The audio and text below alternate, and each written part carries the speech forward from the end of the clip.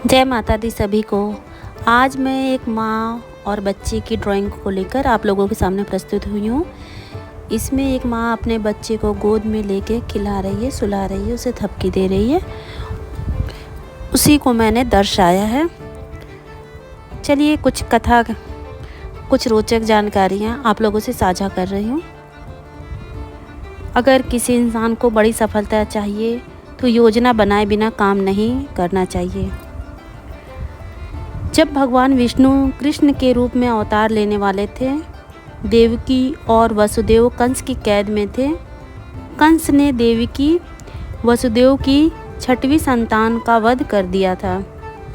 7वीं संतान के रूप में बलराम देवकी के गर्भ में आए तो भगवान विष्णु ने योग माया से कहा था कि आप इस 7वीं संतान को देवकी के गर्भ से निकालकर वसुदेव जी की दूसरी पत्नी रोहिणी के गर्भ में स्थापित कर दो। इसके बाद कंस को ये सूचना दी गई कि उनका 7वां गर्भ गिर गया है। योग माया ने ऐसा ही किया। इसके बाद जब 8वीं संतान का जन्म का समय आया तो भगवान ने योग माया से कहा कि अब मेरे अवतार लेने का समय आ गया है। जब मेरे अवतार का जन्म होगा ठीक उसी समय आप गोकुल में यशोदा जी के गर्भ में से जन्म लेना।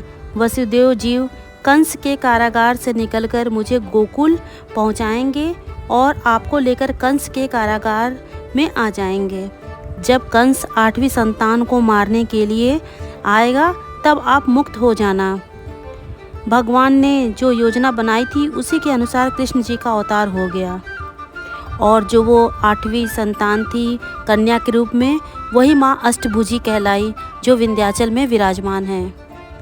इस कथा से हमें यही संदेश मिलता है कि जब भी कोई काम करना हो तो उसकी योजना ज़रूर बनानी चाहिए। योजना अच्छी होगी तभी सफलता मिलेगी। बाल श्री कृष्ण माखन चोरी की एक लीला कर रहे थे। गोकुल के लोग इस वजह से परेशान थे। एक दिन गांव के लोग नंद बाबा के पास पहुंचे और कान्हा की शिकायत की। नंद बाबा ने कृष्ण से पूछा कि तुम माखन चोरी क्यों करते हो, जबकि हमारे घर में तो माखन की कोई कमी नहीं है। कृष्ण ने कहा कि आप लोग मेहनत से दूध, दही, घी, मक्खन तैयार करते हैं और फिर ये चीज़ें एकत्रित करके दुष्ट कंस को भेज देते हैं। इस वजह से गांव के बच्चों को माखन नहीं मिलता। आपके इस काम से कंस की ताकत लगातार बढ़ती जा रही है।